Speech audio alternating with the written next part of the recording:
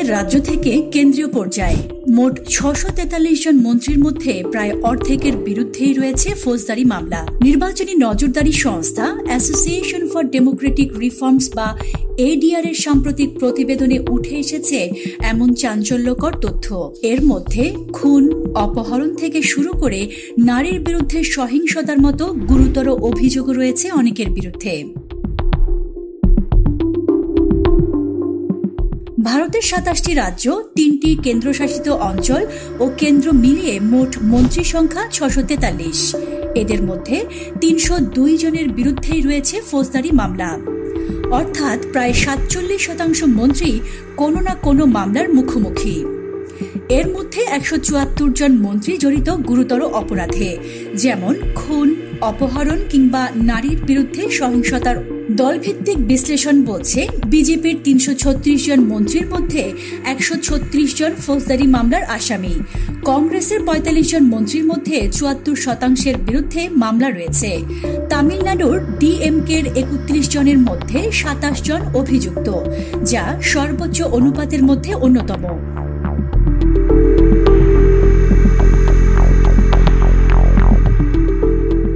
তৃণমূল কংগ্রেসের 40 জন মন্ত্রীর মধ্যে 13 জনের নামও আছে তালিকায়।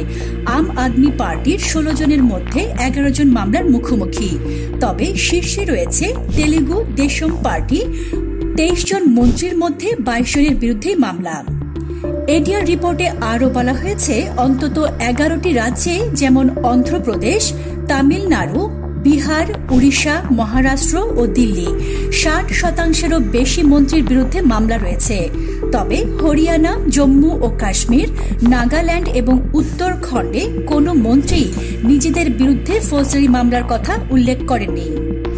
এমন পরিস্থিতির মধ্যেই সম্প্রতি কেন্দ্রীয় সরকার এনেছে নতুন বিল, যেখানে বলা হয়েছে প্রধানমন্ত্রী, মুখ্যমন্ত্রী বা প্রতিমন্ত্রী যদি টানা 30 দিন গ্রেফতার হয়ে কারাদণ্ডযোগ্য অপরাধে আটক থাকেন, তবে তিনি মন্ত্রিত্ব হারাবেন। এর কয়েকদিন পরই প্রকাশ্যে আসে এডিআর এর এই প্রতিবেদন।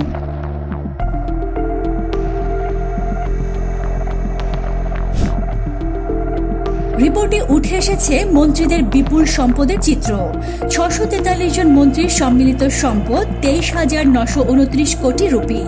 গড়ে একজন মন্ত্রীর সম্পদ 37 কোটি রুপির বেশি।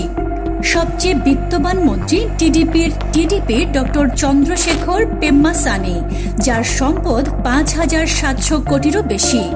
দ্বিতীয় স্থানে কর্ণাটকের কংগ্রেস নেতা ডিকে শিবকুমার, আর তৃতীয় স্থানে রয়েছেন টিডিপি নেতা ও মুখ্যমন্ত্রী চন্দ্রবাবু নাইডু। তবে ব্যতিক্রমও আছে। ত্রিপুরার মন্ত্রী শুল্কচরণ নোয়াতিয়া মাত্র 2 লাখ রুপির সম্পদ ঘোষণা করেছেন, আর পশ্চিমবঙ্গের মন্ত্রী বীরবাহা হাসদার সম্পদ মাত্র 3 লাখ রুপির কিছু বেশি। মন্ত্রীদের বিরুদ্ধে ফৌজদারি অভিযোগ এবং বিপুল সম্পদের এই চিত্র আবারও প্রশ্ন তুলছে রাজনীতির স্বচ্ছতা ও উদ্দেশ্য নিয়ে। পতাকা প্রহরী, বাংলাদেশ।